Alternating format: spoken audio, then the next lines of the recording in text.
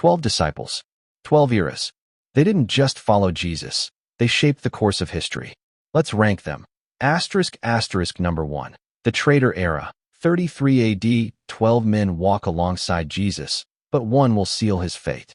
Daniel is watching, sensing the tension. He sees the looks, the whispers, the subtle nods. Something is brewing. Daniel notices Judas, always lurking, always listening. He's the treasurer, handling the money. But is he handling more than that? Judas is a complex man, driven by a desire for power, for recognition. He's been with Jesus from the start, but his loyalty is wavering. Daniel observes as Judas disappears into the night, meeting with the Pharisees, discussing the price of betrayal. 30 pieces of silver, a king's ransom. The weight of the coins is crushing, the temptation overwhelming. Judas is torn, his heart heavy with the decision. He thinks of Jesus, of the miracles, of the love, but the lure of power is too great. Daniel sees the struggle, the inner turmoil. Judas makes his choice, and nothing will ever be the same. The die is cast, the fate sealed. Number 2. The Rock Era. 33 AD. Daniel watches as Peter steps forward, his faith unshakable. He's the leader, the rock upon which Jesus builds his church. Peter is a force of nature, passionate, driven, and fiercely loyal.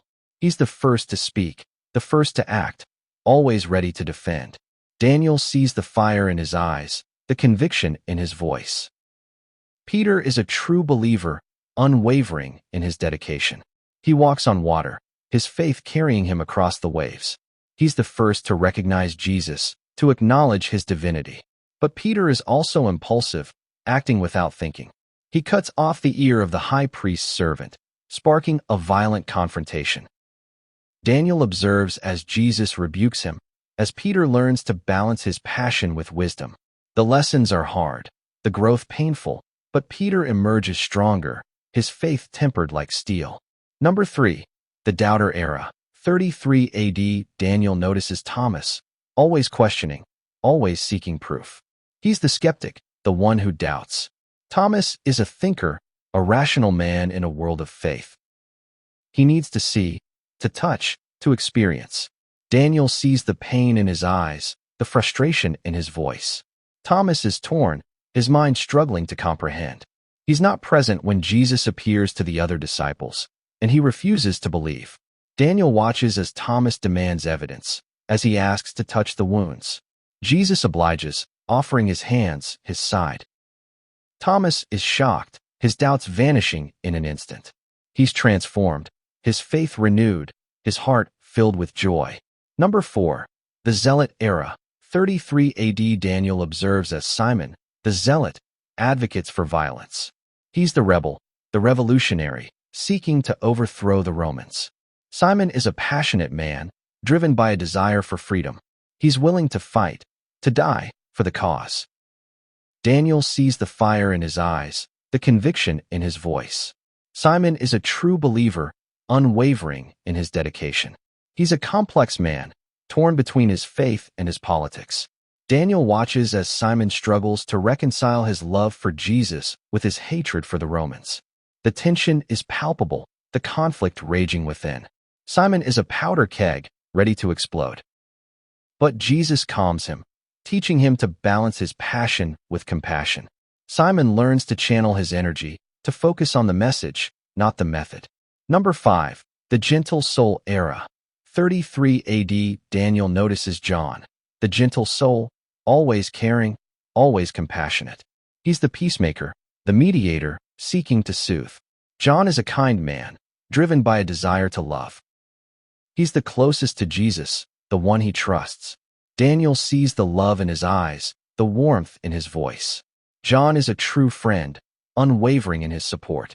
He's the first to recognize Jesus, to acknowledge his divinity.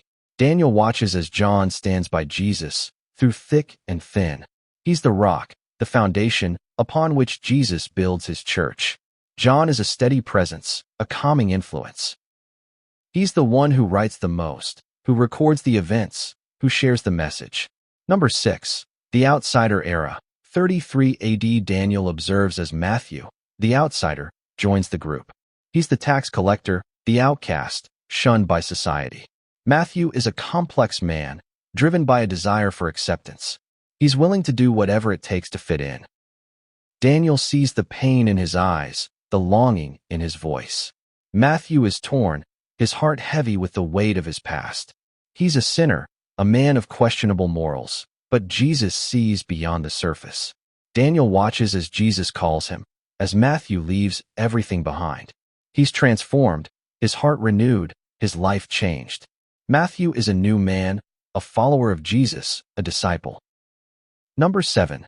The Brothers Era. 33 AD, Daniel notices James and Andrew, the brothers, always together, always supporting each other. They're the fishermen, the ones who leave their nets to follow Jesus. James is the leader, the one who takes charge. Andrew is the quieter one, the listener, the observer.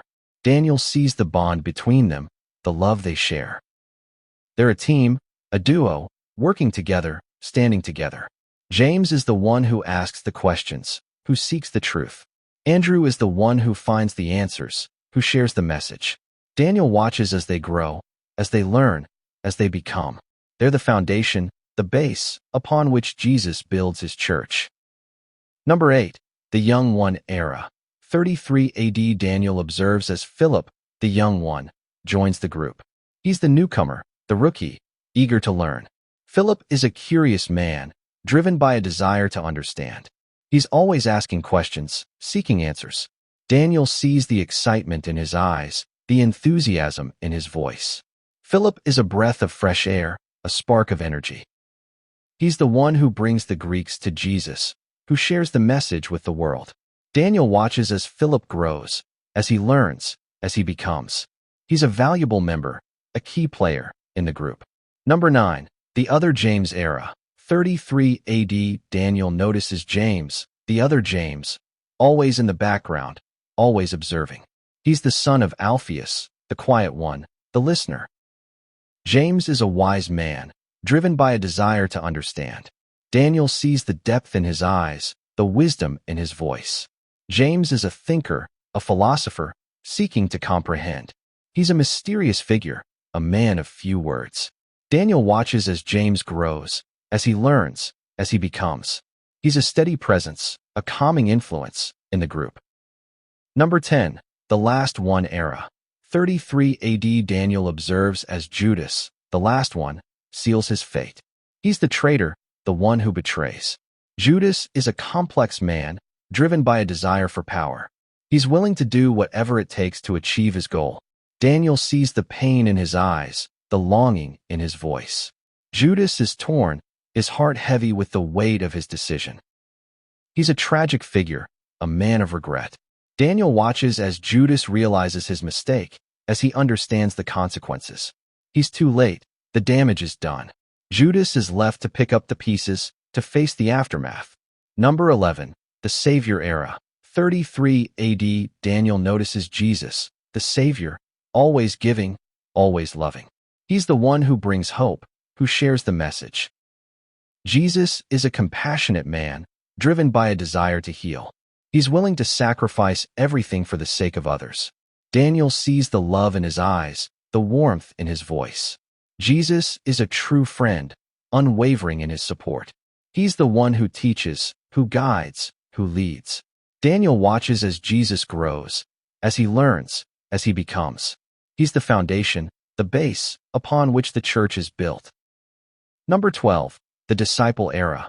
33 AD, Daniel observes as he, himself, becomes a disciple. He's the follower, the one who learns, who grows.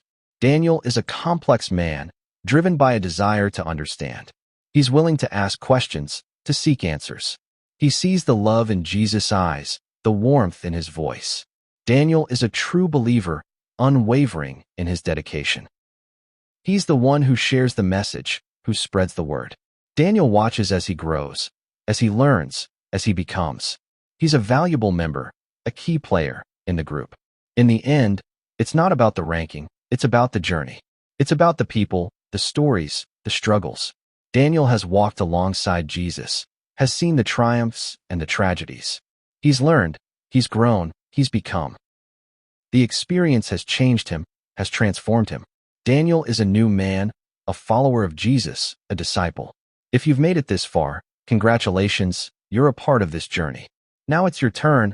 Like, subscribe, and comment below. What do you think is the most important lesson from the lives of the 12 disciples?